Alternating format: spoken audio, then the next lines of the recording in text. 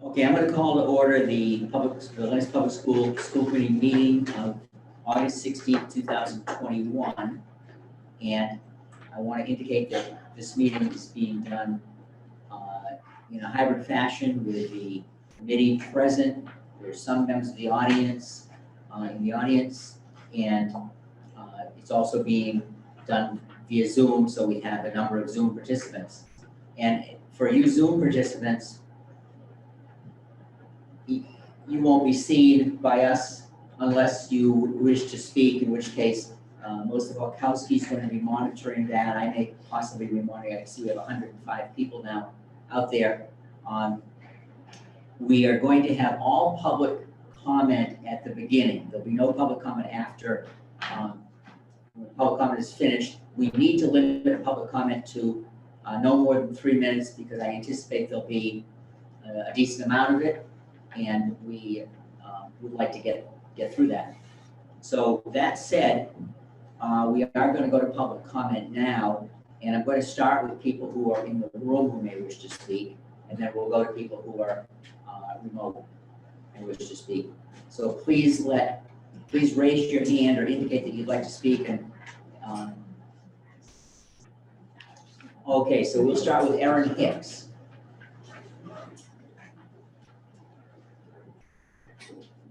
Hello, I'm Erin Hicks. I live at 8 Hubbard Street. My husband, Chris, and I have 2 boys, Jack and Jane, who attend Lenox Public Schools. After following the last school committee meeting, we feel compelled to share our support for all students and staff, regardless of vaccination status, to wear masks while indoors at school. Our son, Kane, was born with hypoplastic left heart syndrome, a severe heart defect in which most children do not survive. Kane has endured 3 open heart surgeries and is heavily medically managed at home, with many medications to regulate his heart function and blood pressure. We've worked incredibly hard to keep Kane healthy and live life as fully and as safely as possible, given his special heart. Infection control is of utmost importance during non-pandemic life. The stomach bug or a bad cold can land Kane in the cardiac ICU. As you can imagine, our efforts to keep Kane healthy in a pandemic are the highest priority. We are incredibly grateful for the efforts that were made to allow our children to safely return to school this year. When we analyze the retrospective data, we have to remember that our pediatric COVID cases remain low due to in-school masking, social distancing, smaller classroom numbers, and remote learning. When kids return to school in September, we will be gathering full classrooms of unvaccinated children in rooms with suboptimal ventilation and potentially no masks. This is a very different approach from the protocols that were in place in June that helped keep our pediatric numbers down. 7 states have started school already. Currently, the number of children hospitalized with COVID in the US has hit a record high. The CEO of Texas Children's Hospital, the largest children's hospital in the nation, has spoken about the lack of pediatric ICU beds due to the COVID surge.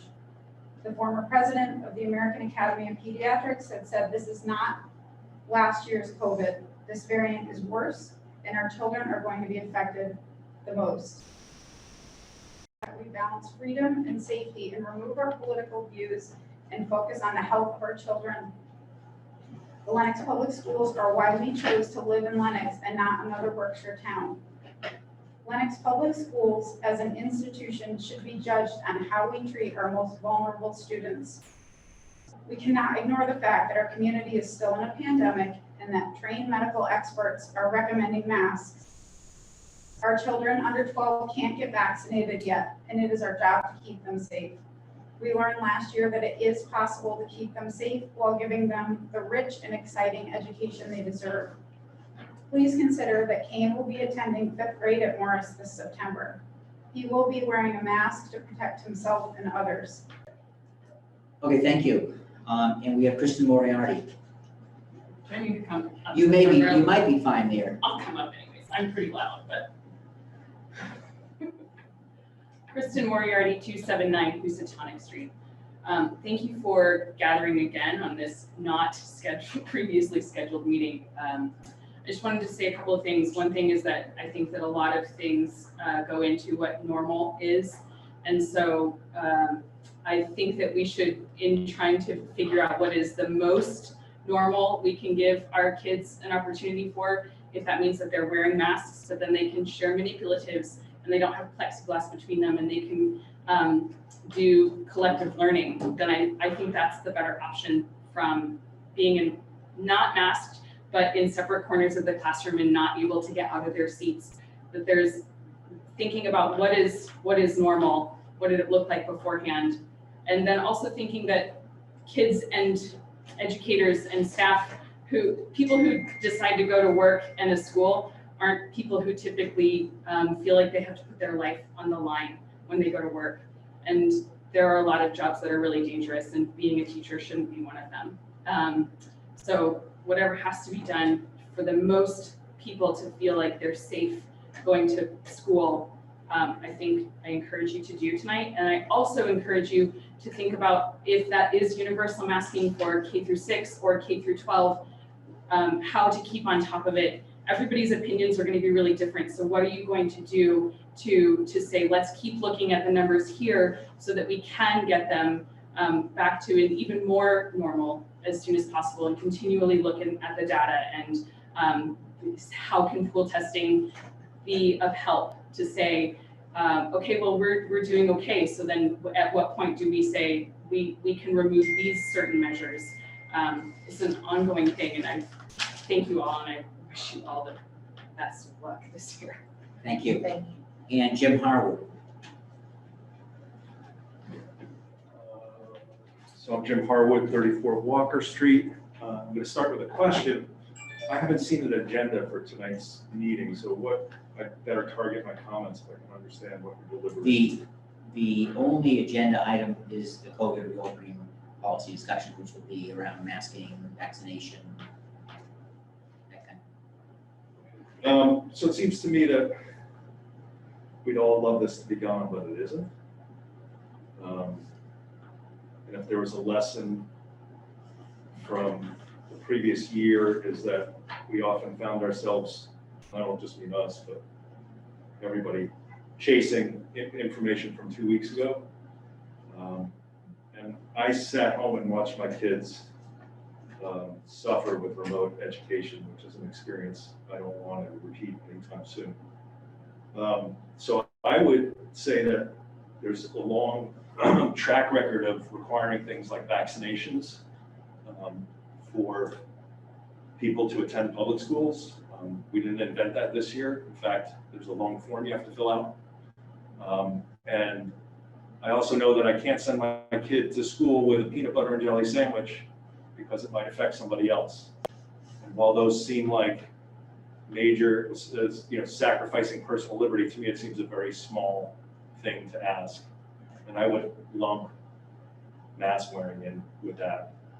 So I think you guys are lightning rods for taking a lot of pressure, but I would strongly support wearing masks till we're sure that we don't need to. And the Delta variant is a new variable that I don't think anybody can be 100% confident about. So I think it's time for us to put our personal liberties aside and make sure our kids can go to school.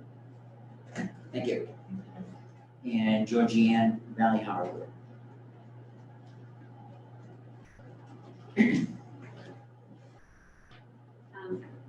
just wanted to say that last year, I thought all of you guys in the school committee and Dr.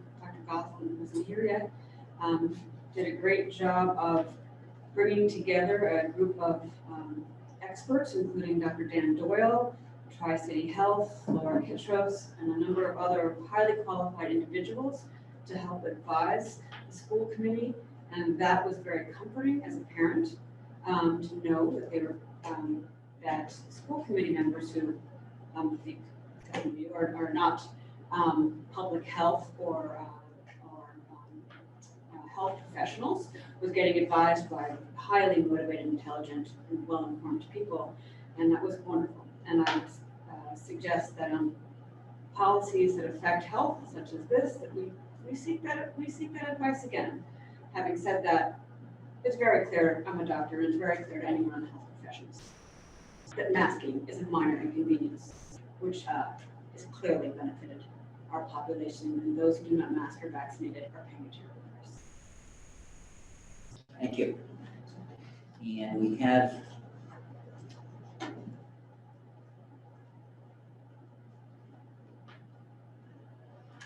Sharon Mojan would like to talk. So Sharon, go ahead, and hopefully you'll show up on our screen. Can you hear me?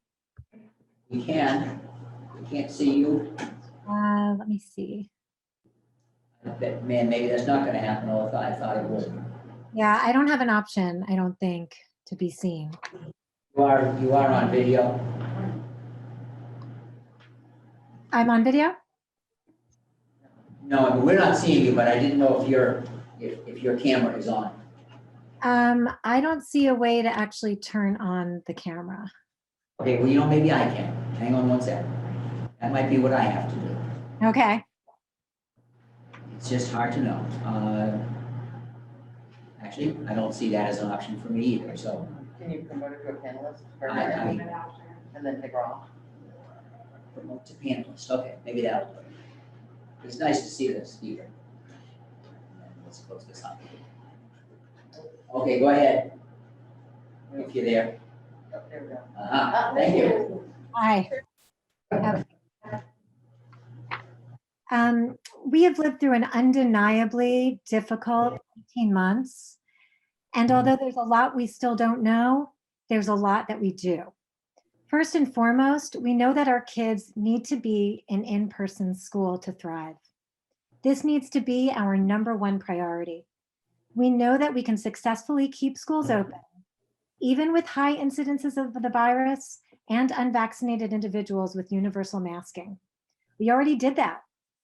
Given where we find ourselves today with the Delta variant surging, given that children under 12 are still ineligible to receive a vaccine, and given the negligible risk of wearing masks, and given that schools are closing in places that are not requiring masks, like Texas and Florida, mandating masks as schools open is a no-brainer.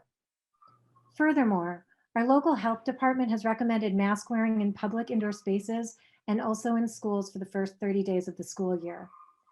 Making mask wearing optional will not only be ineffective in protecting against viral spread, but it will force our children to navigate an unfair and burdensome social situation needlessly.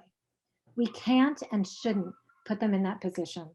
Let's follow the lead of the other local districts and make mask wearing mandatory for the opening of school. Thanks. Okay. Thank you, Sharon.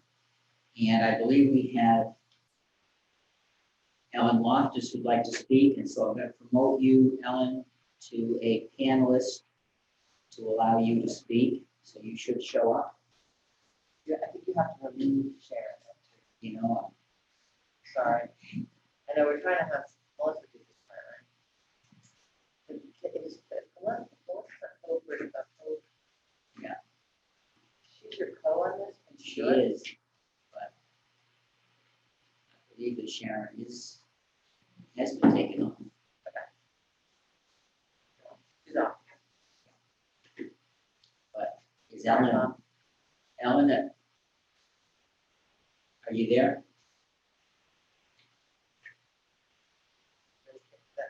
Somebody that's unidentified that you clicked on or said that? She was looking at the top. Well, she's not showing up now. So I believe we have Deb Cody who'd like to speak, who's here in the audience. So Deb, you could just sit right there. It should pick you up. Okay. My name is Deb Cody. I live at 265 Housatonic Street. I have many connections to the Lenox public schools. I'm a mom, a sister-in-law, a wife-in-law, a mother-in-law, a grandmother of 3 students. I'm also a former employee and a former school committee member. After a decade-long career in the private sector working for a large commercial bank in Florida, I returned to Lenox and began my 31-plus year journey as a public servant in the education field. Initially advocating for students at my alma mater, Lennox Memorial. During my 7-year tenure there, I served as assistant to 3 different principals, the Honorable Paul Parachi, who was principal when I graduated years before, Dr. Patricia Johnson, and Dr. Bruce Walker. Although I left the high school for a position at BCC, I continued advocating for students in this community after being elected to the school committee, where I served on the subcommittee that met with union reps to negotiate the terms and conditions of the first custodial collective bargaining agreement, unity with the Laborers International Union. Ironically, during my employment at the high school, a few years before unity was organized, I sat on the other side of the negotiating table as I led a team of support staff colleagues to organize, resulting in the creation of Unit C of the LEA. During my public service at BCC, I continued advocating for students while working for the newer students, and then moving for nearly 2 decades into human resources, where I recently retired as vice president. During my career in HR, I represented the college and sat across the table from local and state union reps on numerous occasions during grievances, arbitrations, as well as contract negotiations and bargaining with support staff, as well as 2 faculty unions. We have a great school system in Lenox, so much so that many students from other districts request to choice in. And without a doubt, the dedication of our outstanding faculty and staff contributes to our system's success. It's my understanding that the faculty union supports masking for all students and staff. Based on my professional experience, I believe the faculty union's stance on masking is a gift to this committee, to our community, and most importantly, to our students. 50 years ago, I'm embarrassed to say that, but my biology teacher at Lenox, Ms. Ryder at the time, now known as Beth Matt, made me realize that a career in the biological science was not my future. But she taught me to be analytical and think critically. I'm not a scientist or a medical professional, but in my opinion, when you apply a cost-benefit analysis to this situation, masking for students and staff is in everyone's best interest. On the CDC site, website on August 4th, there was an indication, and I quote, given the new evidence on the Delta variant, CDC had updated guidance for fully vaccinated people. And I think others have mentioned that as well. CDC recommends universal masking for all teachers, staff, students, and visitors to K-12 schools, regardless of vaccination status. Children should return to full-time in-person learning in the fall with layered prevention strategies in place, unquote. And I was recently mentioned last week, our Tri-Town Health Department strongly recommended that, quote, school districts and media Lenox consider universal masking at least for the first 30 days of school, subject to review. Hear her, Nancy. I'm getting texts from all over town. Okay, maybe you could sit up closer. I'm sorry. Last week, our Tri-Town Health Department strongly recommended that school districts and media Lenox consider universal masking at least for the first 30 days of the school year, subject to review as needed, end quote. In an interview about masks and vaccinations with Clarence Phantom last week, our superintendent made a comment saying, I think sometimes we project our adult mindsets onto our children when in fact we're adaptable and resilient. I agree. And I believe the superintendent's comment directly aligns with Lenox Public Schools policy manual found on the district's website, which in its educational philosophy section indicates that, quote, in today's society, our children are continuously excited by new and challenging stimuli. Adaptability to change, therefore, becomes a paramount objective of learning. Need to, I'm on. we're kind of past our 3 minutes. I'm sorry. Can I continue? Quick wrap. A paragraph, okay. Quick wrap. As the school committee link on the district site highlights passion and states, the committee serves as the elected chief advocates for the public school students in Lenox. The committee promotes critical and creative thinking, literacy, and social responsibility within the school environment that endangers personalized education and values integrity and the pursuit of excellence. I respectfully ask this committee to follow its own passion and social responsibility and listen compliance with CDC Tri-Town Health, and at this time, maintain and not rescind what I believe is a current face covering policy as approved by this very committee in August of last year. Thank you. Thank you. Yeah. Okay, that's the last of the public comment. And I wish to now, and a lot of the feedback I was getting in the questions was about the sound quality, for which I apologize, but if each member of the committee can speak, Molly, maybe that will help. There's, obviously, this is a first for us using the OWL camera, and we may not have every setting right, possibly. We thought we were good this afternoon. Spent a couple hours this afternoon working on it. We thought we were good, but evidently we're not. The people at home aren't getting a great sound. So we'll do the best we can, but definitely speak up. I want to acknowledge that we had letters from Katie O'Neill, Hank Mayman, Shayna Levine's Senzel, Aaron Hicks, who's here in the audience, Donna Lamke, who's the director, I believe, of the Children's Center, Molly Elliott, Susanna Keith, Dr. Charles Wohl, Michelle Arsenault Allen, and Carrie Elise and Samuel Johnson. All of these people in various manners expressed their strong desire that we go to a full testing policy. Now that said, we've had public comment, and we've had the correspondence. I now want to go to one other piece of business before we actually go on to discussion, and that's the school committee meeting minutes of August 9th. So, Excuse me, Bob. yes, We do have two others that would like to speak on the Zoom meeting end. Do you want to? sure. Yeah. You know, I didn't want to keep opening my thing, but yeah, promote the next one and tell me who it is. Candace Winkler. Okay. And you're promoting her to a participant? Yes, I have. She is gone. Okay.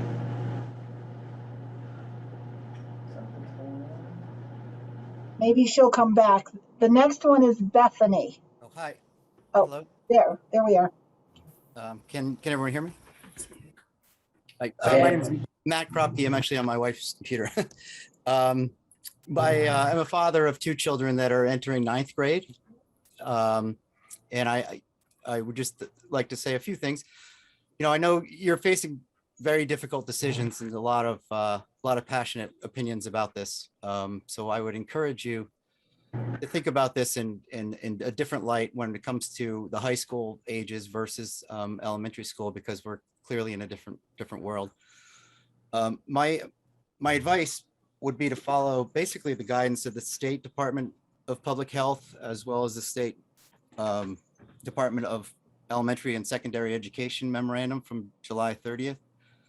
I think it's a very well thought out document in every sense of the way. It encourages state-funded testing to continue. It also encourages the promotion of vaccinations, which I think is our best way through this mess. And it also recommends for those that have been vaccinated that masks become optional. And I think that's an important factor in this document, and one of the best ways to promote vaccination, as well as to have students that are in a pool that have been heavily vaccinated in the high school ages to be able to get to a place where not be with masks for what I consider not a whole lot of reason at that. So I would encourage you to read the memorandum from July 30th, joint from the Department of Public Health and then Department of Education, and follow that as a roadmap. Thank you. Thank you. Now we have a Bethany who would like to speak. Okay.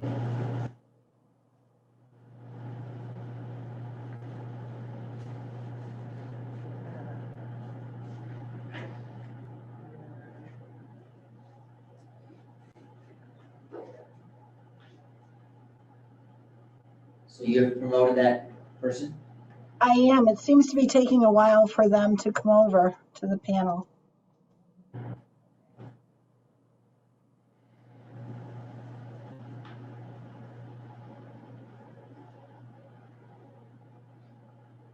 Okay, I think. Okay, Hello, am I here? you are, you're here, thank you. Okay, thank you. Thank you for bearing with me. And thank you for letting me have a moment to say something. I have an elementary aged child. We are somewhat new to the community. We moved here a year ago. And my son did remote school at his old school in Brooklyn this past year. Since we were new, and because we're somewhat in the same boat as my neighbor down the street. I think there was someone who said they lived on Hubbard Street, as do we. And my son has asthma, and a simple cold, can throw him into a pneumonia with fluid in his lungs and send him to the hospital. And my younger child, who's a toddler and not in school yet, had RSV prior to the pandemic. Levels, if anyone's following, are also unusually sky high at the moment, and can be are being compounded with people with kids with both RSV and COVID.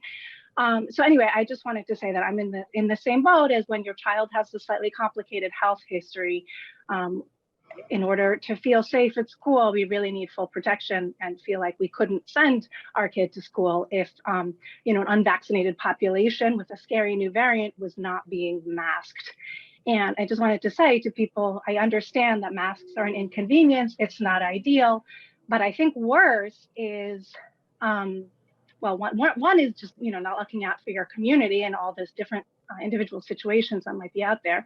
But number two, just there will be greater spread if there are no masks, and that will be an inconvenience for all, because I think we're all in favor of in-person school this year. I think that's a common ground that we can agree to. And who wants their kids being sent home to quarantine every other week or whatever it might be? I have relatives in Florida, and third day of school, and they're already over 4,000 kids quarantined in her district. So I think even if you see the mask as such a huge inconvenience, I think it's still in everyone's common interest of having our kids in school as much as possible, that masks and all other someone mentioned the layered precautions be taken. So I just wanted to add my 2 cents about that, and maybe encourage that as a way of looking at finding common ground with people who are opposed to the masks. Thank you. And who else do we have, Melissa? Peter and Joanna Strauss are next. You'll need to unmute yourself.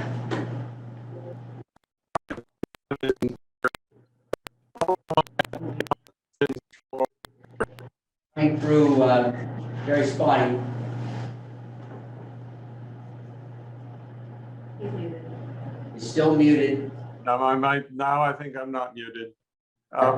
All I want to add to the eloquent statements that I think you've already heard is that the costs to children who will not be able to go to school because if there is no masking are enormous costs for those children, and costs that are, on balance, I would think, larger than the inconvenience of wearing a mask for all children. Thank you. And who else do we have, Melissa? These will be our last two. I see the 2 people. Okay, Monica Joyner. Monica Joyce. Joyce.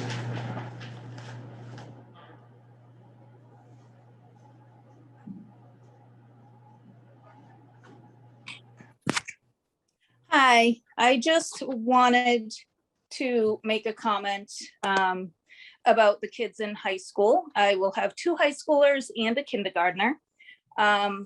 I would like all students to be masked. We have to also not just consider the students, but those that they go home to. We have a situation with a very sick family member who we do not live with, but we have no idea how much time they have left. And I could not allow my children to visit with them should they potentially be exposed at school because they are unmasked. I think we need to go beyond just within the school and think of the whole community. The Delta variant is still very new, and we don't know what's going to happen. We already know people are still getting sick, although less sick while vaccinated, which is wonderful. But for those that have other illnesses, we have no idea. They could still die being exposed, even though they're vaccinated. So we cannot take any risks with any of the members of our school or our families. And we just need to consider that for all ages, not just the little kids. Thank you. Is that it now, Melissa? One last one, Andrea Bruce. That was just Andrea Bruce, oh, okay, go ahead. That was Monica Joyce. Monica Joyce, yeah. I kept saying Andrea Bruce raised hand. So Right there, yeah. It's not the person. I should take it.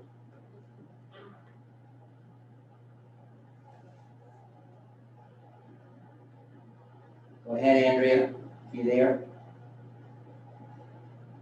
She should be any moment.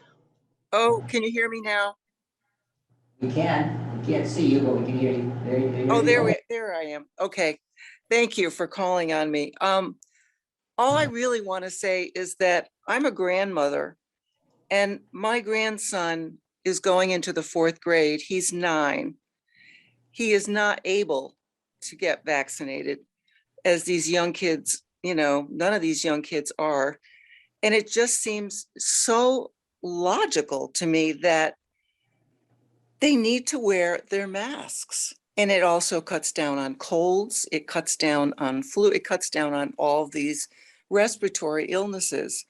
So I worry, I worry about this kid. I worry about all of these kids that, they don't have a choice. They are not vaccinated. So I'm just appealing to you and just putting my word in tonight. I wanted to attend this meeting. It feels extremely important to me as a grandparent. Thank you. Thank you. Okay, Melissa, for me to go on with the meeting? Yes, thank you. You're all set. Okay, thank you. So the minutes from August 9th. Mr. Chairman, I move to accept the minutes of August 9th. I'll second that. Are there any comments? Edits? Hearing none, call for a vote. All in favor? Aye. Opposed? It's a vote. Okay, so before we get into the discussion on COVID reopening policy, I just want to say, I'm going to make some initial comments for the committee. And then I'm going to turn it over to Dr. Gosselin to share some of the details behind what I mentioned. And then we'll open it up. And then I'm going to ask for a motion to be made of one sort or another. And I'll make a suggestion on that. And then we'll go to discussion. So, since last week, the school department has conducted a parent survey and gathered quite a bit of information. I don't know what the latest numbers are, but there was a parent survey about masking. And as you can see from the correspondence and public comment is based on the letter, the article that was in the newspaper about our meeting last week, or perhaps people who actually watched our meeting last week. There was quite a bit of response to that. All that I received was in favor of masking. We have the existing policy, EBCFA, in our policy manual about face coverings that has not been rescinded. And so that policy is actually still in effect, although it does not match, I think, what we might want the masking policy to be if that's the direction we go. We might need to make some changes to that. I think we have the ability to do that. We are going to have an administrative recommendation, based on Dr. Gosselin's meeting with the school administrators last week. We had the meeting on Tuesday, I think it was, with the health officials. And that was pretty much universal belief that we should be masking from the health officials. Dr. Gosselin has sent us a suggested new policy, EBCFA, based on what we got from MASC recently, but with changes that would match what some of the things that might be unique to Lenox. We had the town manager who enacted the masking policy for all town employees in the town hall here in Lee, and was did that with an abundance of caution. And then we have at the moment 41 schools around the Commonwealth who have adopted masking policies, about 14 of which were done by the school superintendent, 19 by the school committee, and the others a combination of the mayor and board of health. And I'm guessing by the end of this week that will probably be somewhat higher. There's 41 districts so far have voted for full masking. So that said, I want to turn the meeting over to Dr. Gosselin to talk about the parent survey data, the meeting we had with the health officials, and any other information he'd like to mention. And then I'd like to turn it back to me to ask for a motion. All right, thank you, Mr. Chairman. I will ask if you can promote me to a panelist. I think that way maybe we should be screened. Okay, so I'm thinking that you're Mark Gosselin, or M. Dr. Gosselin is the. Oh, Dr. Gosselin. I was looking in the wrong place. I'm always calling Dr. If you don't see. Well, there is alphabetical. I know, and under D, there's no doctor, so I'm gonna go down to Gosselin. I'm gonna go down to Mark, I guess is what I'm gonna do. Okay, I'm gonna go to this one. Try that, see if that works.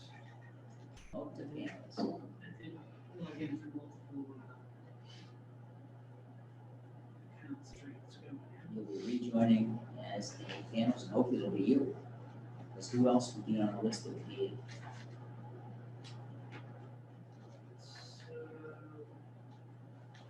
Not working in my head.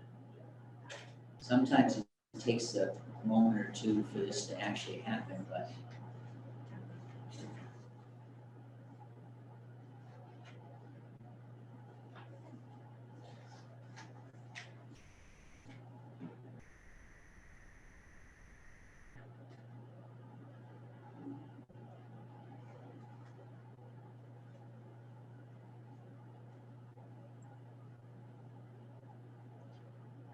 Get back in this talk. We just went from 7 to 8 counts. I know, but I don't know. Oh, there you go. More. All right. Okay, you there now? Yeah. Good. I mean, you can, of course, just talk, and you should show up just by dint of talking. I don't know if this permits me to share my screen. We're really hoping for all of that. Oh, okay, I see, yeah. And nothing with the option. That's fine. So what I'll do is I'll just talk over the data.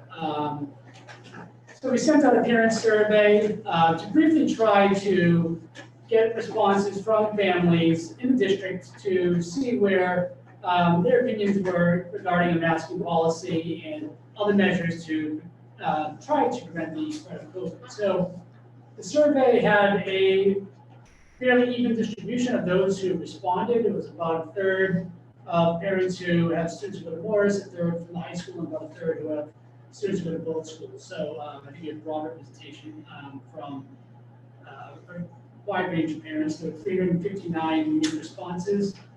And we asked a couple of questions. The first one that we asked was to just go through and rate a number of different potential mitigation strategies from what they perceived to be the most effective and those that they thought were the least effective.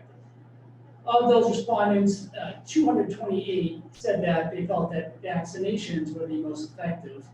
Coming in after that in the survey was masking as the most effective with 154 respondents, and they felt that was a 5. So that doesn't mean that we asked them to pick one over the other, but just kind of tells you how strongly they voted for those particular options. And then it's kind of a mixed bag for pool testing. physical distancing and maintaining cohorts or pods. And so really what came through here was that vaccination and masking were the perceived most effective ways to mitigate the spread of COVID. The next question asked parents then to zoom in on masking, particularly indicate their level of support for 4 different options. One was universal masking, one was masking for students who would be in elementary school, but not for those who were vaccinated in the secondary level. One that would allow parents to electively choose to mask if they wanted to. And then what I would call maybe the Florida option, which was a policy that says no masks are allowed. So given those 4 options, the parents were, again, strongly in favor of both the universal masking and the masking for elementary students, almost an even split, but in both cases, very strong support for those 2 measures. The respondents were overwhelmingly opposed to a policy where they could choose to mask from 178 rated as 1, meaning that they didn't support it at all, and very little support beyond that. The ones who responded they felt that was the best option, we had 72 out of the 359 respondents thought that policy was one they would strongly support.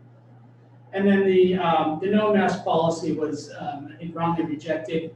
We had 291 respondents say that that was a policy they had no support for. So I think it would be fruitless to pursue that. So we also then spent some time talking with our, and parents also submitted some anecdotal evidence as an open-ended response, any extra advice they would want to share with us. And the overwhelming response from those who selected that, there's 166 folks who chose to write an open-ended piece, was in support of a policy of masking, particularly universal masking. Some folks also then went on to talk about support for vaccinations and some other measures. There were a few mixed in that also said that we shouldn't have masking, we should trust the families. But overall, the response strongly pointed to a preference for masking. In addition to the survey, I met last week with a team of experts from various health organizations, Tri-Town Health, and other Berkshire-based health community organizations, including some of the folks that were mentioned earlier in the comments, Dan Doyle, Jim Willis of Tri-Town Health. And from that committee, it's an ad hoc committee that the previous superintendent had used to get some advice and guidance. They also strongly recommended masking at the present time. Jim Willis said that masking policies would be music to his ears. He felt that, especially right now, elementary children are particularly vulnerable to the Delta variant. Also, Dan Doyle shared with us during that session that he was in favor of masking, saying that we masked last June when COVID rates were lower, so he didn't see the logic in relaxing the masking mandate now when COVID rates were higher, trending more positively in the area. It was shared that that COVID is in the area and that they are seeing a rise in COVID cases. They have started to see some pediatric cases being reported, 2 which would be in our elementary school and 1 which would be a high school age student. And then the conversation talked about the transmissibility, where it was shared with us that COVID is, or the Delta variant of COVID is as contagious as the chickenpox. So when we talk about, sometimes you read in the newspaper, the R naught value, depending on what you read, it's somewhere between 5 and 10, meaning that somebody who had the COVID Delta variant would then pass it on to potentially 5 to 10 other individuals if no one was taking any sort of preventative measures. So the sense again of that committee was to mask. It was also shared that the Delta variant, if India and the United Kingdom are anything to look at as models, we saw there that the spike was very rapid, but also very short-lived, and so that it made sense to think about when it would make sense to revisit a potential masking policy, and make new recommendations based on what we've seen in the past, the way that the Delta variant tends to behave in populations. So then I also had an opportunity, I was asked by the committee at our last meeting to get together with the administrative staff and talk to them about what they felt they were in terms of supporting a masking mandate or other policies to mitigate COVID and how to carry that out. And so we have that opportunity, and the administrative team was unanimous in recommending to me a masking policy for students as we reopen schools. And so that was a recommendation of our administrative team as well. From that, we put together a potential policy that we're asking the committee to consider. It's based off of a policy from the Massachusetts Association of School Committees, using their draft language. Basically, it asks that you open schools with a mask mandate in place, and where we ask, or we would like to make some modifications to what they suggest, is to not require those coverings to be worn outside when kids are outside playing for recess or for physical education. That was also the guidance of our local health panel that we spoke with. In addition to the mask wearing, we'd also like the committee to consider a strong recommendation that families participate in pool testing, which is being renamed this year routine COVID safety checks. And that was also a very popular idea amongst the medical panel as a way of doing some assurance testing so that we gauge whether our response was being effective in our local reality. In addition, it should be noted that students who participate in athletics and other extracurriculars would still be required to engage in pool testing in order to participate in those activities. So that is a mandate that we would also like the committee to consider in terms of thinking about a potential policy as we reopen schools. Okay, thank you. So I've been trying to pull up some documents while I've been sitting here. Of course, they show up on the screen for everyone to see. And as a screen here, not yet for the public. So I'm going to, I've got all kinds of things I'm trying to do here, so just bear with me. All right, so once I get my act together, I'm going to try to share my screen. And God only knows which screen I'm trying to share. I think it might be this one. I think you're right. Okay, so at the moment, the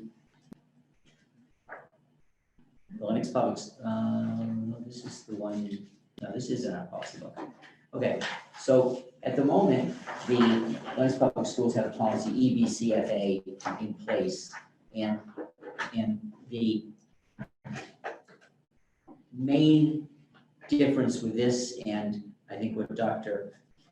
Gosselin was suggesting, is that in this one it says a face covering that covers the nose and mouth must be worn by all individuals, students, district employees, and visitors in school buildings, on school grounds, on school transportation, even when social distancing is observed. And that's not exactly what we're going to recommend, or what Dr. Gosselin's going to recommend.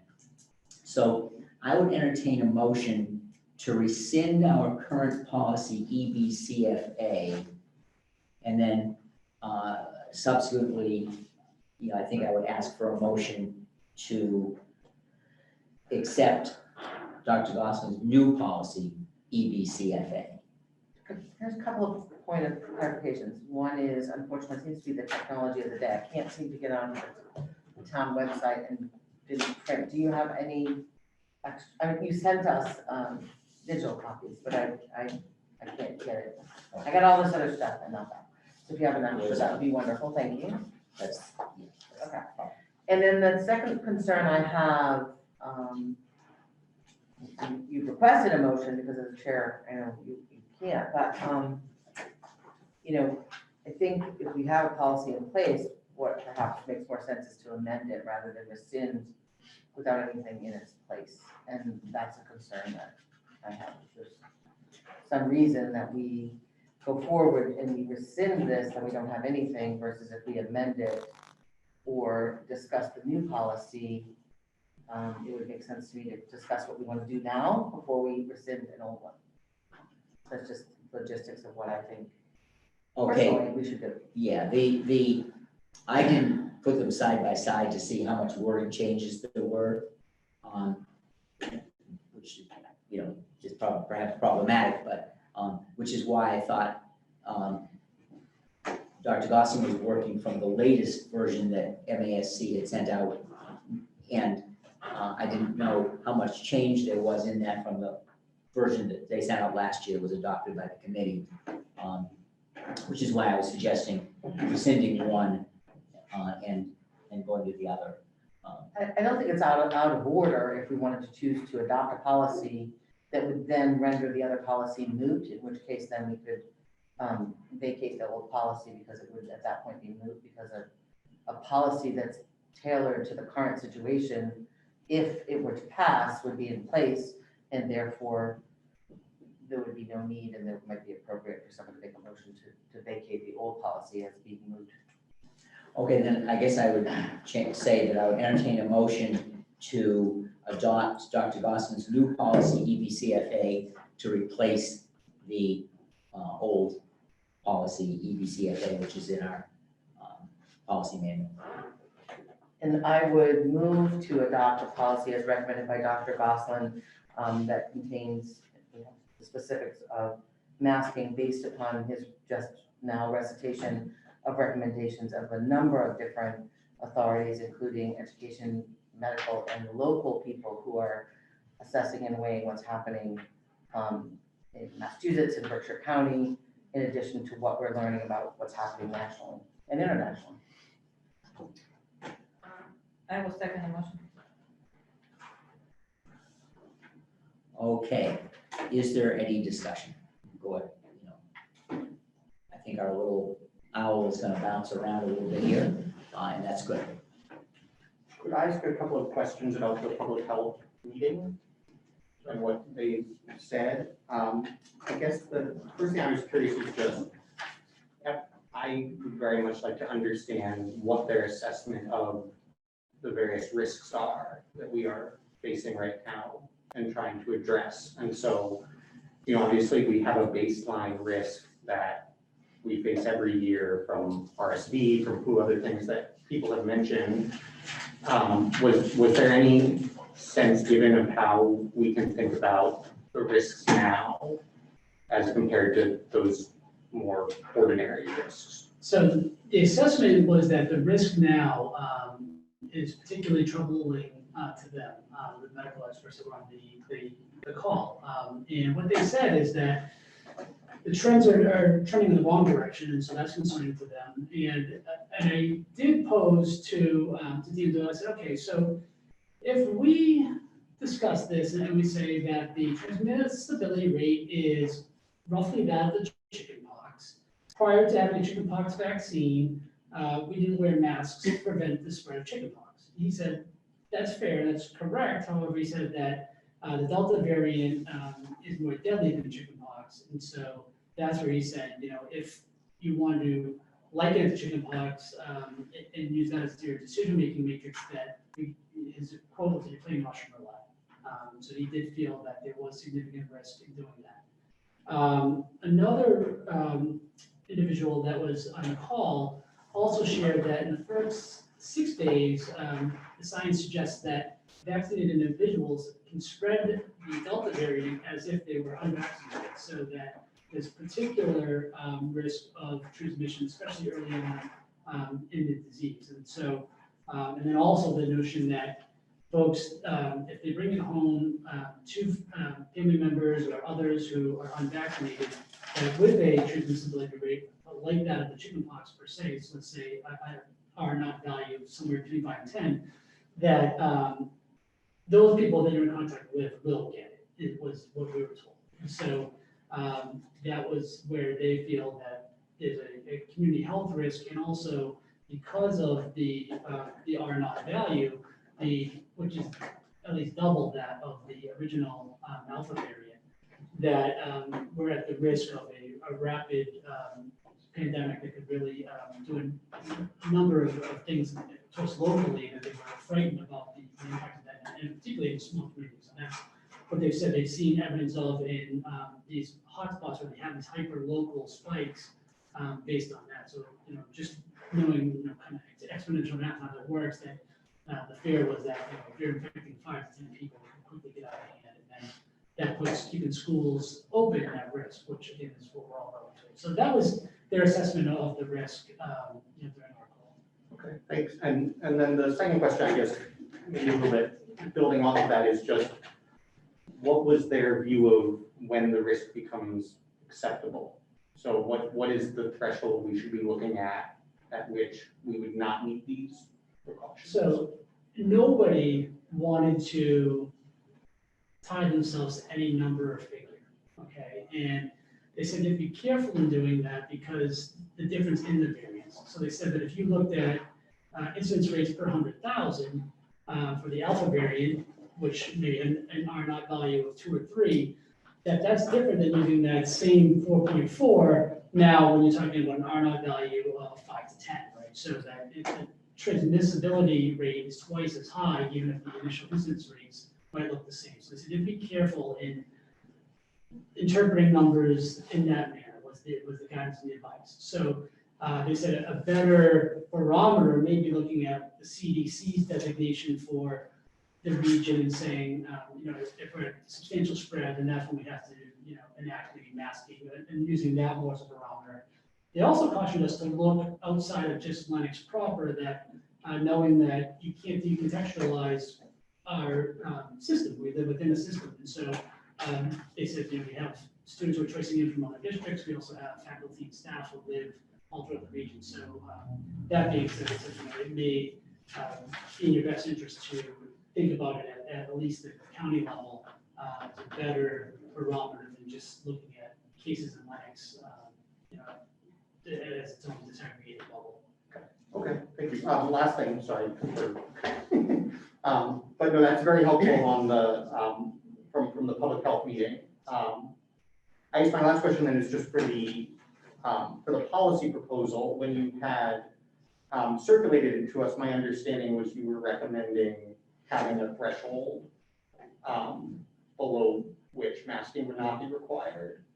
But I don't think it's in the text of the proposal as written. Yeah, it's not in the text, and I think that that's a piece that, if the committee wants to think about a threshold, we'd be willing to, to certainly work with that. But again, it was hard to get an actual threshold because we couldn't get the experts that we reached out to give us that threshold. So I wasn't going to, just start throwing random darts at numbers, so, if we want to revisit in a month and then do it kind of a month-by-month basis, if you want to maybe ask one of the folks that was on this call, or many of these folks on this call, to maybe join us at a meeting to give us some more insight to setting that threshold, that might be another particular, strategy that you can use. But nobody was willing at this point to really say that here's the threshold we feel comfortable with. Okay, so but the CDC substantial threshold would be such a threshold maybe, or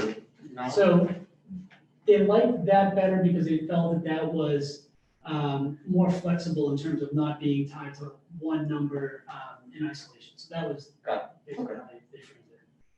And I think that the reason the numbers don't show up in the policy is one thing, and then I think we talked at our last meeting about having a procedure, that we would set the procedure for the review monthly or whatever the time frame is going to be, and that we would, between now and let's say the opening of school, or now and when we feel that first time frame for reviewing would be, that we would set a procedure in place that would put whatever guidelines we feel in. And largely speaking, last year it was based on trends that were occurring.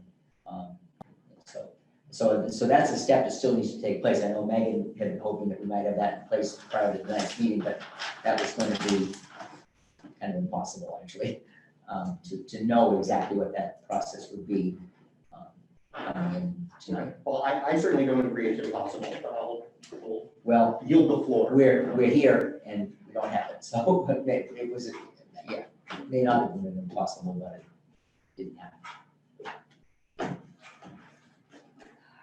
I'll speak next. I'm going to speak strongly in favor of the motion put together by Dr. Gosselin and before the committee. I think we have had a lot of discussion between last week's meeting, last Monday evening, the input that we've gotten since that time, the considerable amount of feedback that we heard from Dr. Gosselin, from our parents in our community, from MASC, from MASS, from the LEA, from our administrators, from representatives from the Tri-Town Board of Health and the ad hoc committee that's been advising on COVID for some time. All of this is in support of masking. I am personally greatly relieved that we have this additional input before us to consider this week. We did not have all of it last week. I think that it makes the situation even more clear that masking is the right thing to do and that we owe it to our constituents, to our community, to our students, to our parents, to our faculty and staff and administrators and all of these people who are depending on us to put into place a responsible policy. In my view, this policy accomplishes that aim. I personally was, as I said, very upset that we failed to reach any policy decision last week. The thought that we might, in fact, I would consider it a failure of leadership on the part of the committee to let down all the people who are depending on us tonight and to come out of this meeting without passing a policy motion. That's my stance, so strongly support. I think universal masking is the easiest and simplest policy to implement. That's what this policy is, and I support it.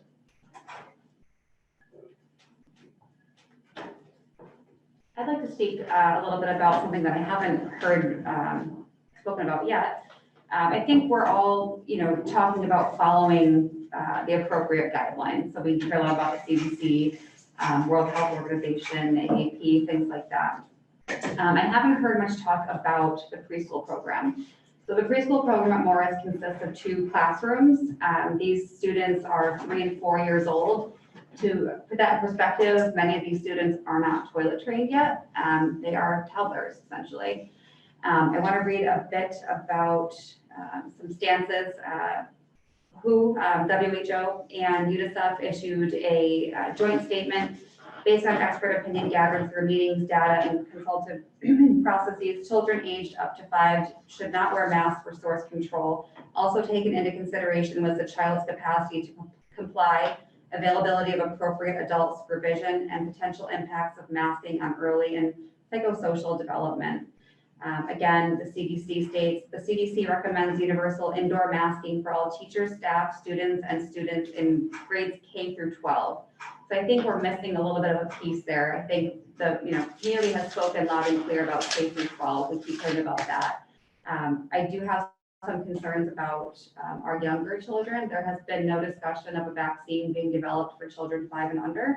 So, we don't have the ability to say, let's wait and see when this vaccine comes out like we can for our children who are under the age of 8 to 12.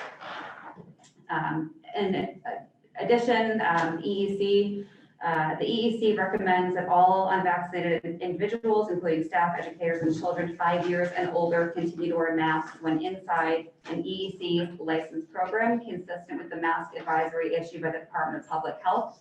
Children do not have to wear masks nor maintain social distancing when outdoors. Children under 5 are exempt from the Department of Public Health mask advisory, although any family who prefers to mask their child should be supporting in doing so. So I guess, I do want to express my support for what I've been hearing from the community, but I do think I'd like to talk to that little piece a little bit more with the group. Can I just address that one issue? Because I do believe, and I apologize, I didn't print out everyone, but some of them are here, letters. Is it Ms. Lamke that we received correspondence from, and she's the director of the Lenox Children's Center? Yeah, that's correct. And if I recall correctly, she was actually very much in support of masking and also talking about, because many childcare facilities, just by necessity, had to open when many of us were still keeping children at home, and children were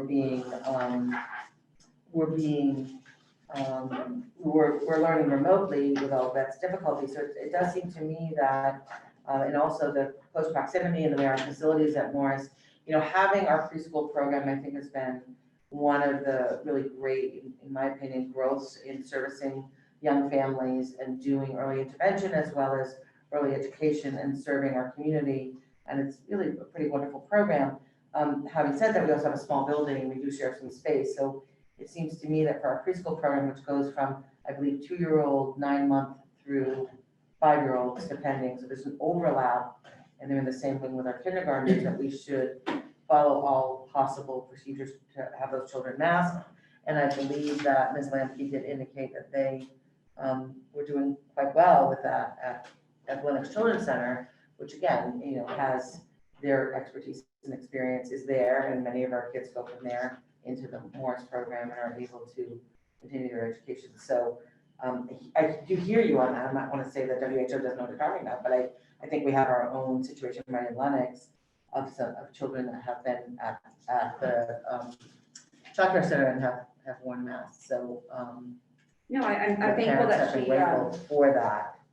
sure, I'm thankful for that feedback, but at the same time, it goes against every, it goes against CDC, who, UNICEF, and the EEC, Department of Public Health. So I think, what do you want to focus on? Just anecdotal evidence from the Lenox community, or these organizations that we are trying to follow their recommendations? I'll share my own experience as a parent. I only have children who are pre-K age and were in our pre-K program at Morris last year and the year before, and also attended for years the Lenox Children's Center program, which is the one that Ronnie just referred to. We had a masking policy last year in place, which included the pre-K kids at Morris. They did beautifully. My own children had no issues whatsoever. The 3-year-old and the 4-year-old, masks on anytime we ask, which is frequently these days. No concerns. Didn't hear anything from the teacher. I saw all children that I was in touch with were seemingly very adaptable, very open to this policy, flexible the way that we would imagine children usually are. They rise to the task when we ask for them to do so. I would be strongly opposed to exempting pre-K from the universal masking program. I think the Lenox Public School program should go for pre-K through grade 12 and in fact include everyone in the building. A point of clarification, so it was said the survey was only for K-12, and that's not true. It did include pre-K to 12 in all the questions, so I want to make sure it did include parents of our early learners. Also, I'm looking at, I went to the NACI site, which links onto the CDC site, where they do offer guidance for folks who operate early care and education programs, so those ECE programs.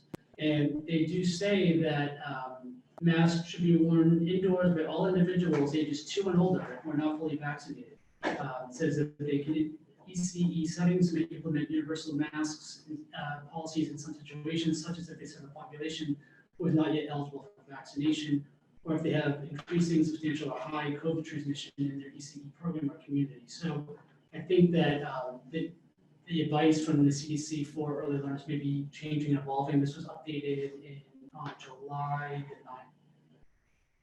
9th.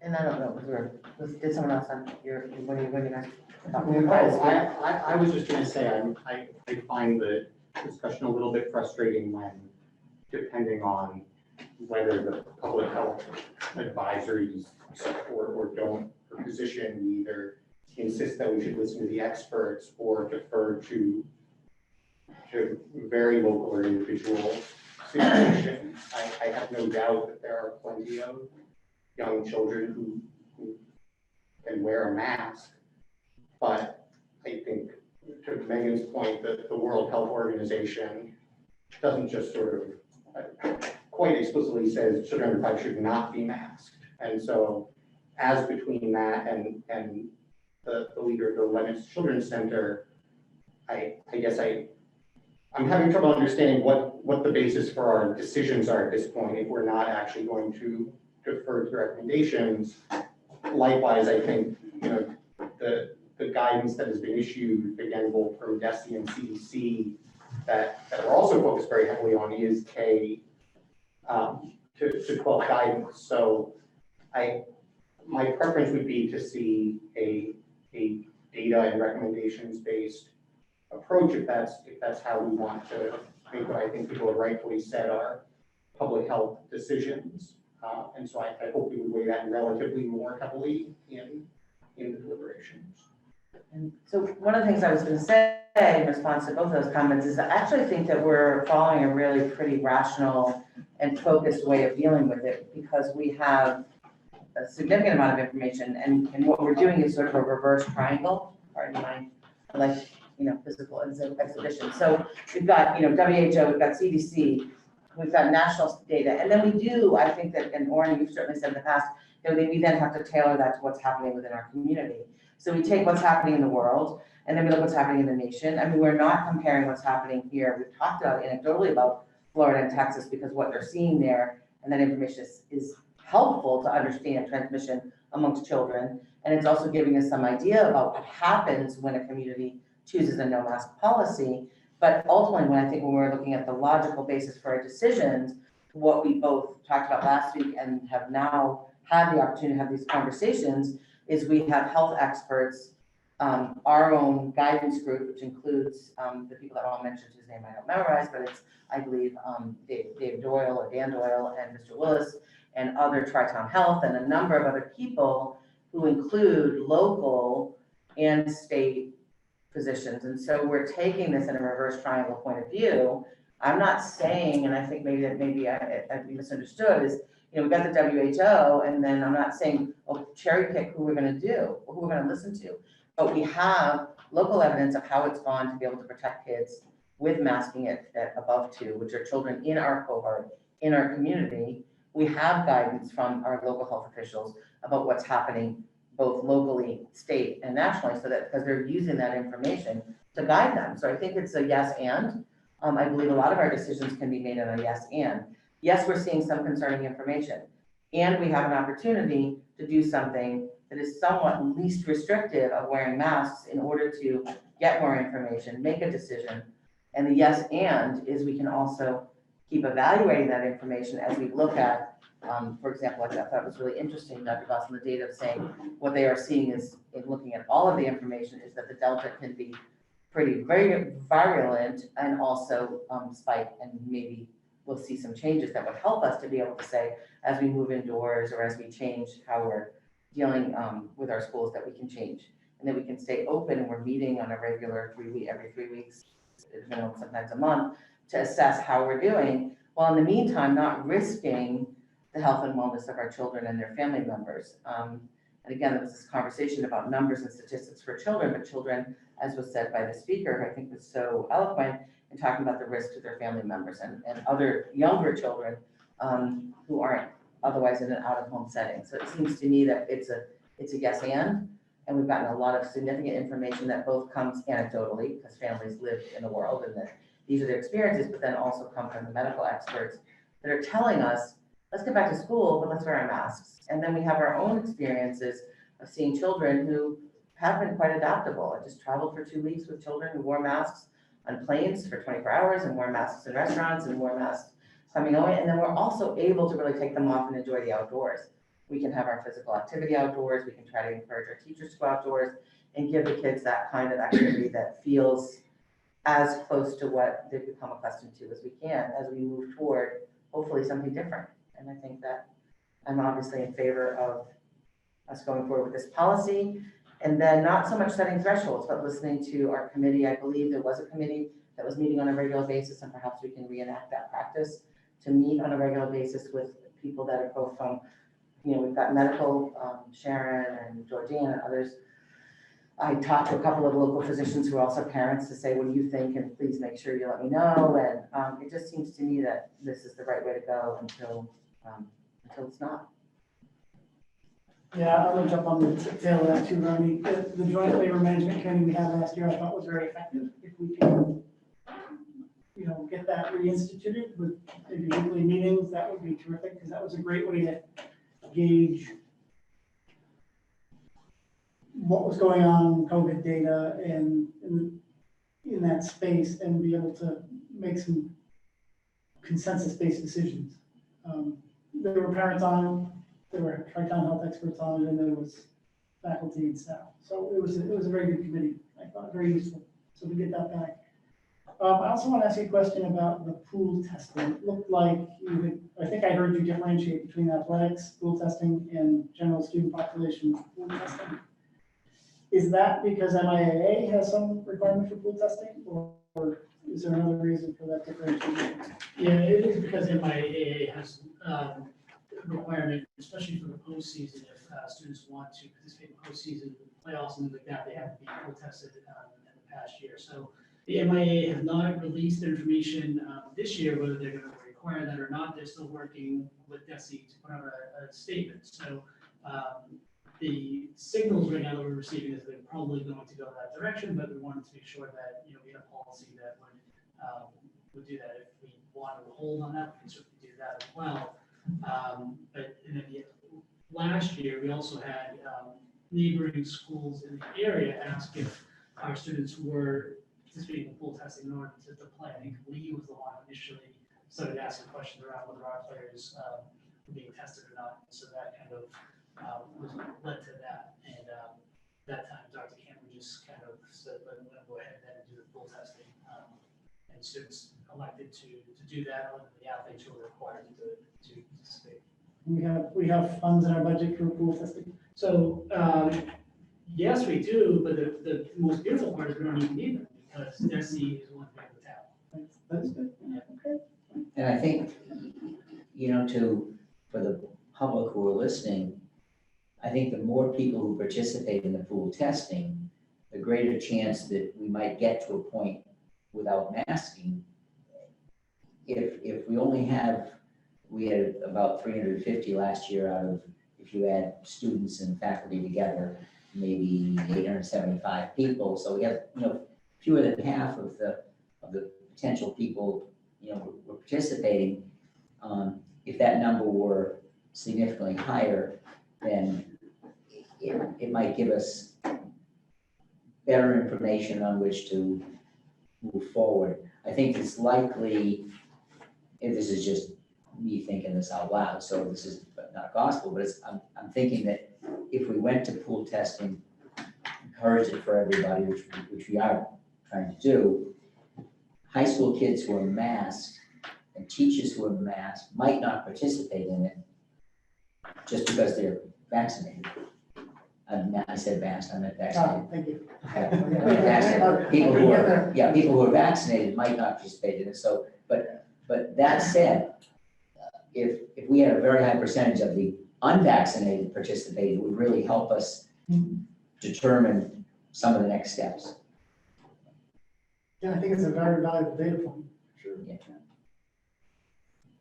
All right, well, I guess I would like to offer one amendment to the policy then.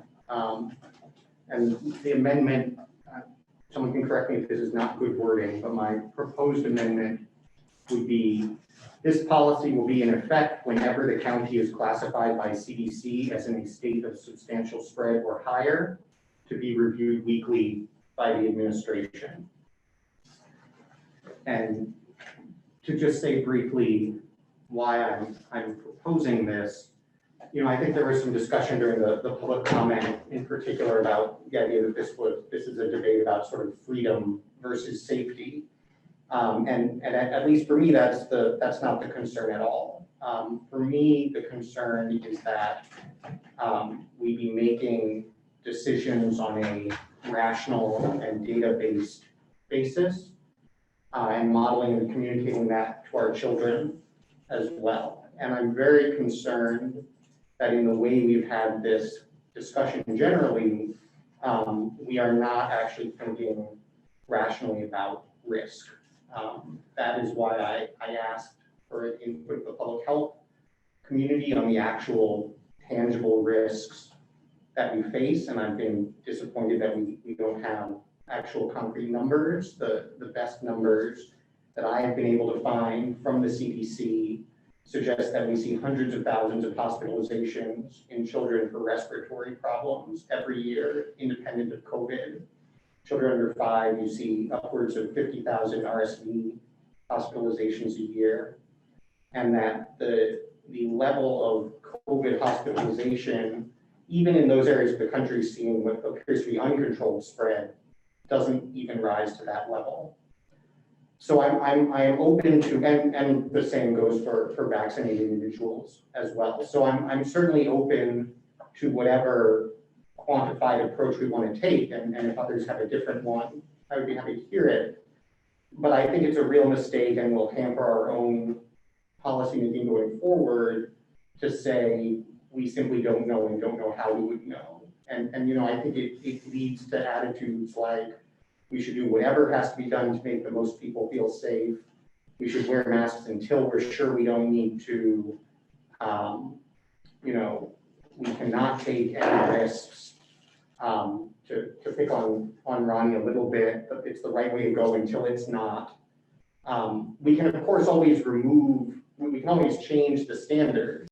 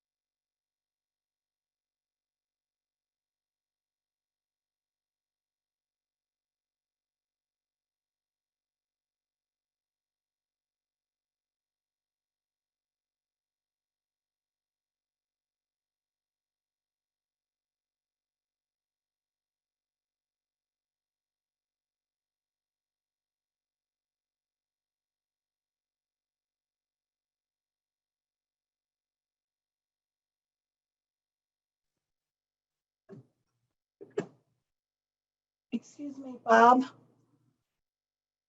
The volume is off for the listeners on Zoom.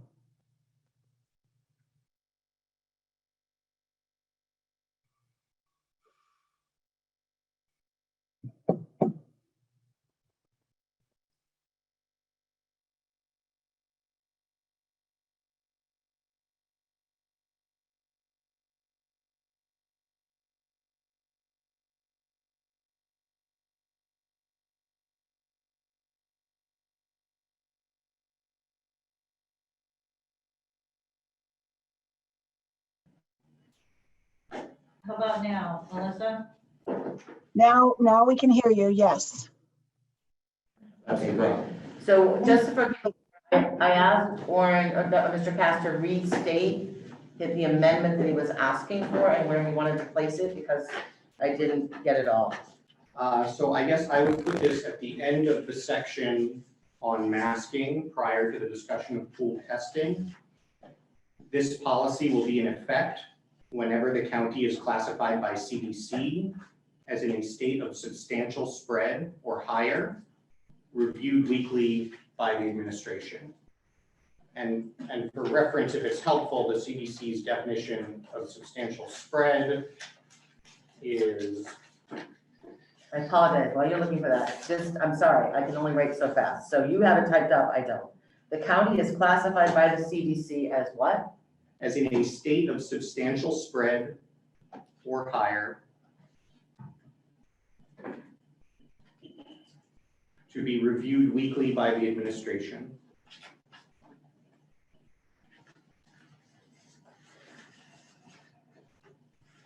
And is that your end close quote, or are you going to add something? That's the end. Thank you. It just helps me to know which is discussion and which is. And just for the group's reference, the CDC's definition of substantial spread is 50 or more new cases per 100,000 persons in the past 7 days, and or a percent positive rate of 8% or higher.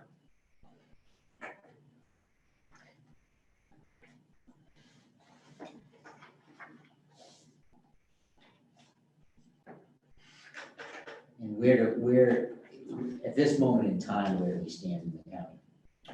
Right now, we're at about twice that in terms of cases. We're in high, it's the high, there are 4 categories, and Orange referring to this. Yes, that's right. The threshold to go from substantial up to high is 100, and we're about 108 right now. We've been level for about 2 weeks, but we are above 100.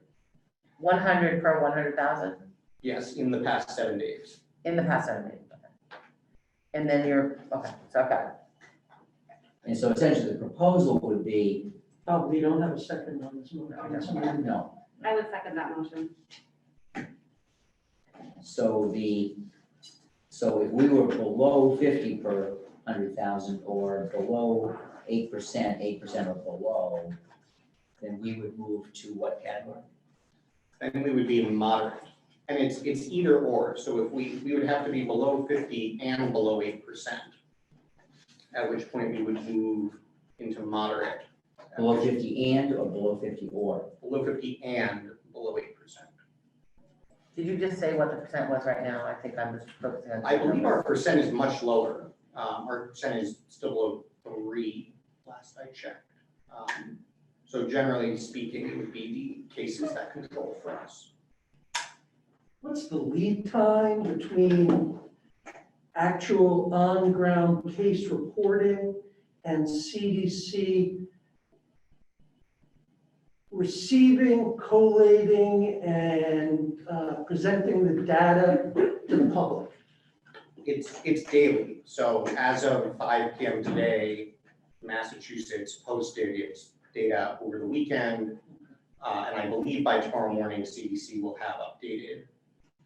But it's certainly within the week window that we might be reviewing it on. And for those of us who are not complete experts in, although I've read a lot of them, I'm dialing into the information, a lot of times they also do a visual chart that's color coded. Mm-hmm. And I do believe in looking at a few weeks ago to now, we went from a lot of orange and yellow to a lot of red, again, depending on where you are at. So when they do that, they typically also align it with the color red. Is that? Yes, and I apologize. I printed this out for myself in black and white, but I'm almost certain that the associated colors are green, yellow, orange, red. Right. And so, oh wait, it said it here. It's blue. I don't know why low is blue. It's blue, yellow, orange, red. Yeah. And so orange is substantial, red is high, and then moderate would be the yellow. So substantial is the highest, then high, substantial, then high. So this discussion is a great example of why I'm so in favor of the Joint Labor Management Committee to meet weekly and discuss. Their first task last year was to come up with a series of measures that were triggers for actions.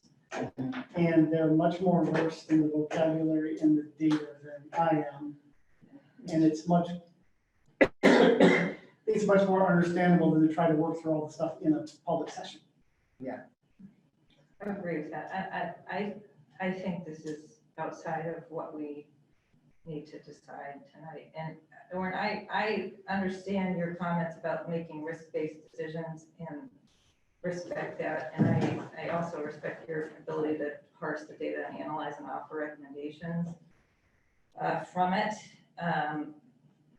Even with that, I'm not in support of this right now. I don't think it's the right time. I don't think it accounts for some of the other really important aspects that have to come into this decision. And I also would defer, even with my own medical background as a physician and the amount of time I spend thinking about this, to the expertise of a dedicated body outside of the school committee to provide that input to us.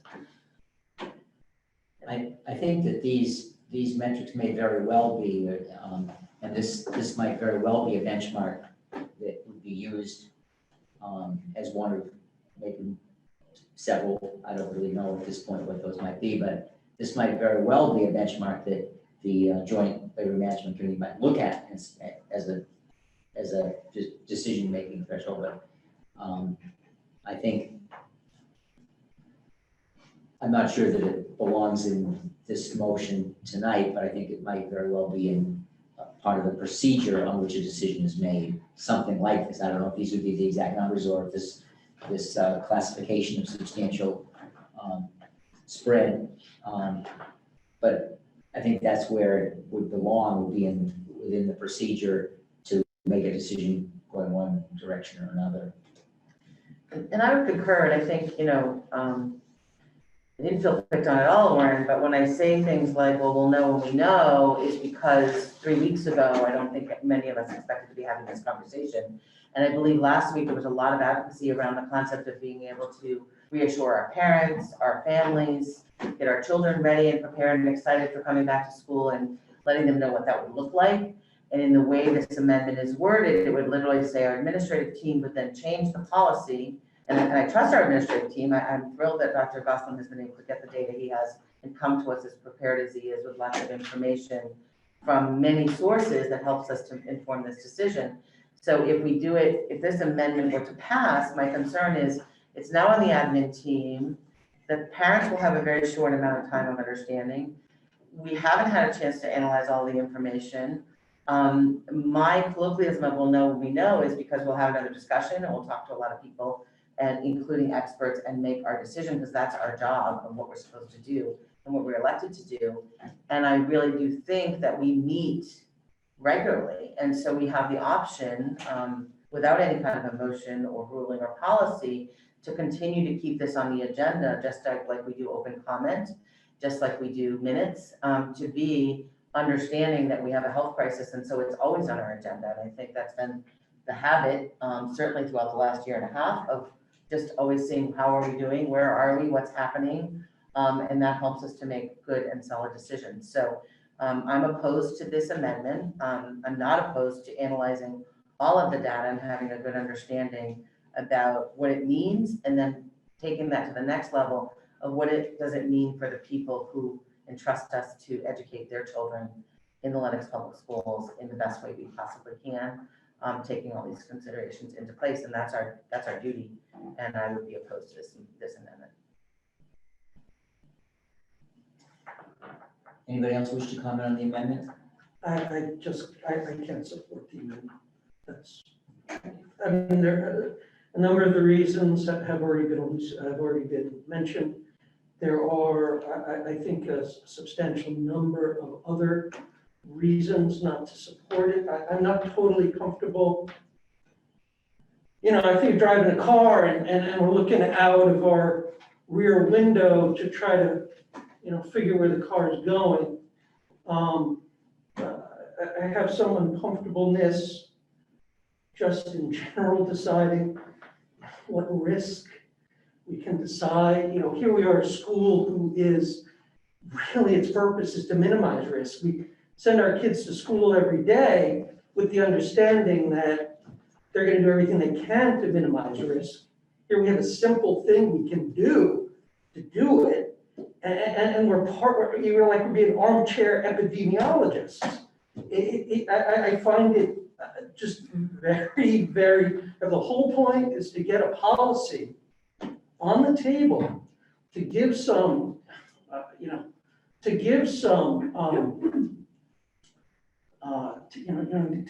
to know how to move forward for the school year, but then say every week maybe we're going to wear them, and maybe we're not going to wear them the next week, or maybe we got to wait for someone to get sick to decide we got to wear them because we've gone from really great and we're not wearing them. Now someone gets sick, so we got to wear them. I'm not prepared, or let me put it this way, I don't know enough about it to really support that. I think the recommendation that this be incorporated into the discussions with the medical personnel is the right thing, so that we can at least understand it better going forward. If it's something we should be considering, and if it's something that really makes sense to do, then absolutely let's put it in. But I just can't vote for it right now, so I just can't support it. I'm going to call for a vote on the amendment. So the amendment was the policy will remain in place whenever the county is classified by the CDC as being in a state of substantial spread or higher, to be reviewed weekly by the administration. Okay, correct?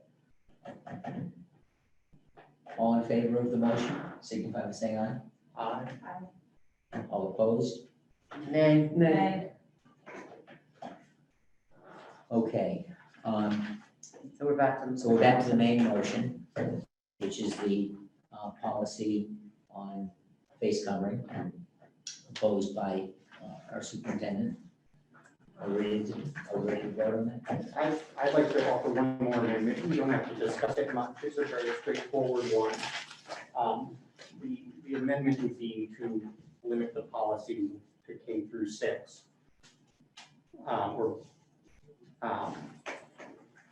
I guess at this point it would be pre-K through 6, but not the high school. I think from the survey data, that is actually the both median and single most popular choice among parents. I think it is consistent with what should be offered to a high school student who is vaccinated. And I think it's a good policy looking ahead to a time when we will have vaccination in the elementary school as well, and uptake will not be universal. And so we are going to have to get comfortable with the idea that we relax masking requirements once vaccination is available to a population. So then, what you're suggesting here, It didn't look to my last and second. well, I'm trying to understand the motion first and see. So would this go under the place where it says a face covering that covers the nose and mouth must be worn by all individuals in school buildings and on school transportation? Would this be where you put the limit? Yes, I guess on school transportation, it's going to have to be everybody. Right, but So in it this would be paragraph, by all individuals in grades pre-K through 6.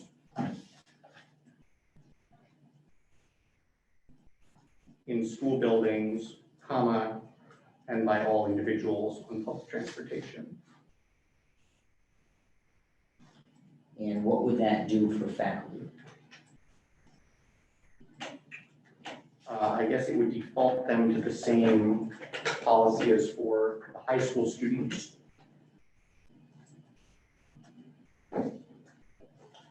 Okay, is there a second for the motion? I just don't know how we can vote on that without going back to our original. Yeah.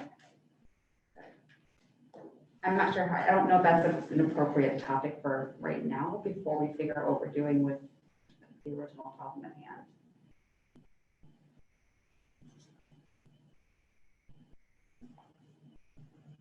So is there a second?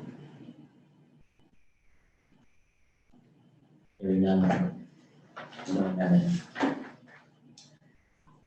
Okay, ready to vote on the main motion? Okay, all in favor of the main motion, signify by saying aye. Aye. All opposed? Me. Okay. Okay, thank you. The next question then this evening would be vaccination, whether we want to have a policy that all faculty and staff need to be vaccinated. And that is something within our purview, it is something we have to discuss with the association because of changing working conditions, but it is within our purview according to the guidelines like from the attorney for law. I asked I'm sorry, I asked a question about, because again, I read everything before I came in to figure that out. Is that part of the same policy, but that's just masking? No, it was no. So we This would be have separate. to have the language around, to determine, so a couple of questions, maybe would just be, if it's appropriate for discussion before any motion would be, right. Is A, whether or not we have a sense that there's that anyone who isn't vaccinated in faculty and staff, which would have to be all faculty, and we have to say staff because there's different levels of part-time staff and other people coming in and out of the building, substitutes, et cetera. Do we have any sense, just percentage-wise, of how many people are not vaccinated at this point? Do we have voluntary reporting of people saying I'm vaccinated, here you go? Or is it we haven't asked because we has been on the policy to do so? Do we know how many people are vaccinated in our, I believe it's about 70-30 right now, 70% being vaccinated.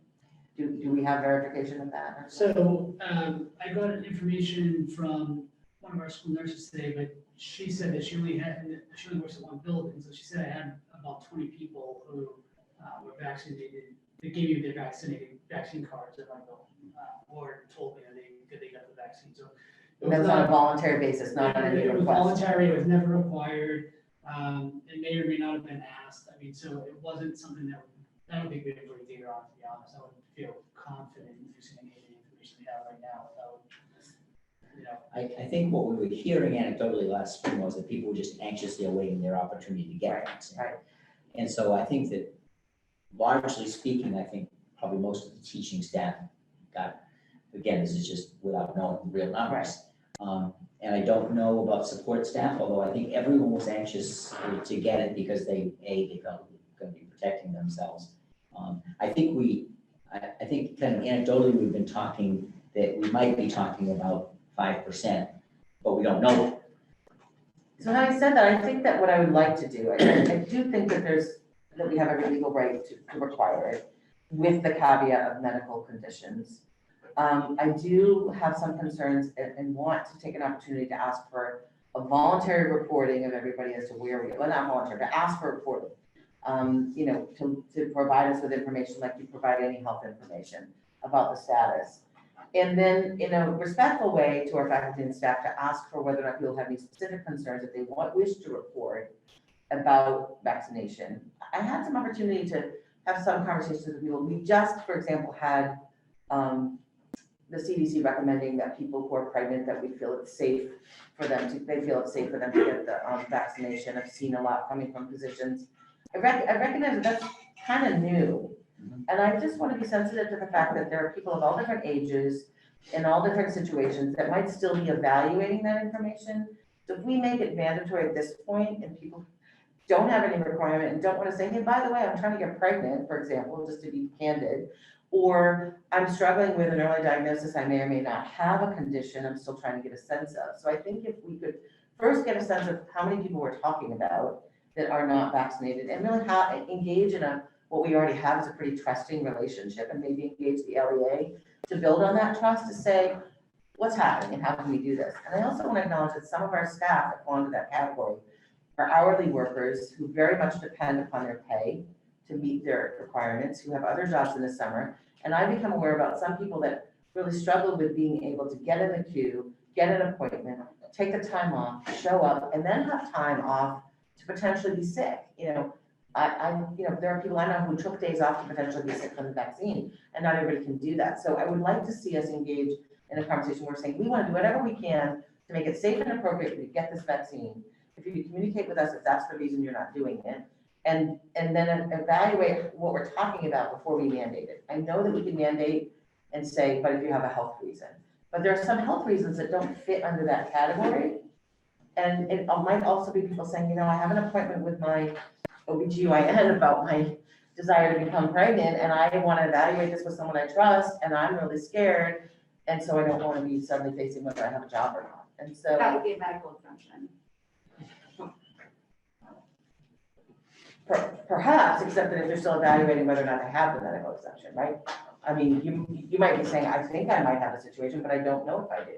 And you have to actually provide documentation of the medical exemption, am I correct? It can't just be like, I think so. It has to be documentation and medical evidence, correct? Well, I think that We were requiring it. If we require it, right? right, but I also think you can also go in a slightly different route and say, leave it to the discretion of the superintendent, and then have more decision-making ability, that way about what is a medical exemption, because I think that that might mean different things to different folks, right? So, right.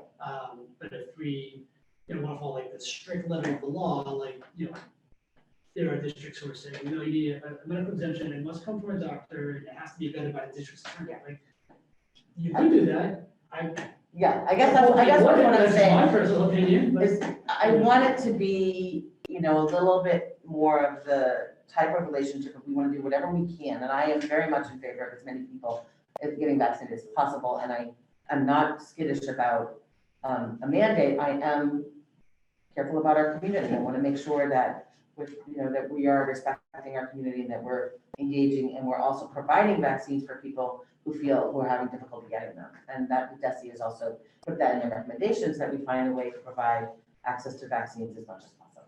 And it's really a point of clarification that the two largest national teachers unions put out position statements a few days ago supporting vaccination policies for their staff. So it's not something that we're, twisting a mustache trying to make people's lives easier. Their own unions are saying like, yes, we think this is, And looking at this from a bigger picture, in the hierarchy of controls with hazards, PPE is like the very last resort. That's what we're doing is masking because it works right now, right? So vaccines, the more people that are getting the vaccine, this is our way out of this, right? So that's a higher level of something we are able to implement.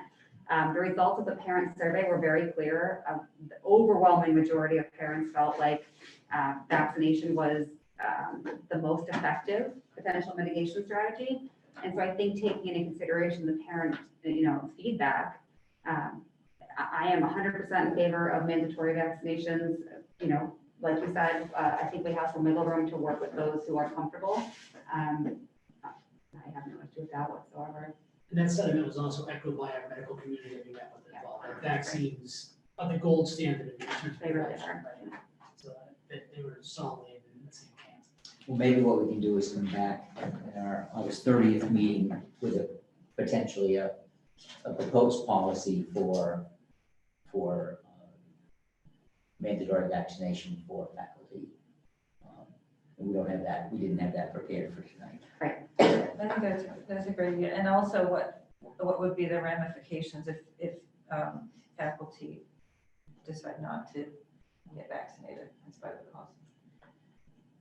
I like the idea of just having, that's what I was thinking, is I want to see, as you're talking about, what if, or, getting the cards in, getting as much information about who's already vaccinated helps us have a sense of how much of a issue this is, and then have some dialogue, and then knowing that we're going to have a serious conversation about it with, not that it's not serious now, but with the actual policy proposed in our next meeting, that would be a great opportunity for us to just continue that dialogue, as we've had in the last week, which I think all of which has been extremely helpful in having open conversation. It feels like it's community and engaged and.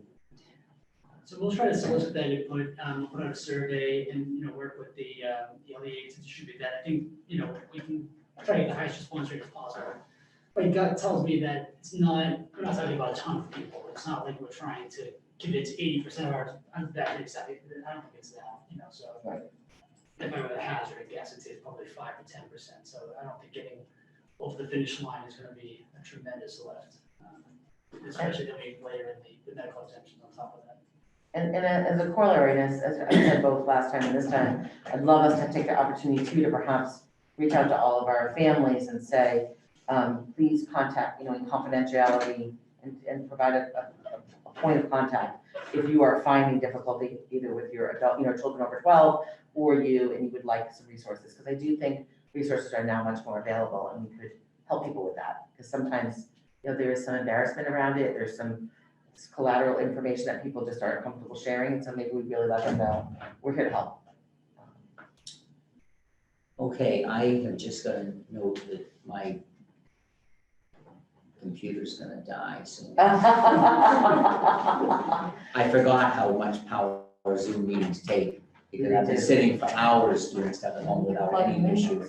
Well, I didn't bring my power, because I thought, hey, I'm good. And, I won't be good much longer. Does it take M&Ms? I live on M&Ms, as you know, but I don't think it's gonna work this time. And I apologize to the people whose hands have been raised. We did all public participation, up front.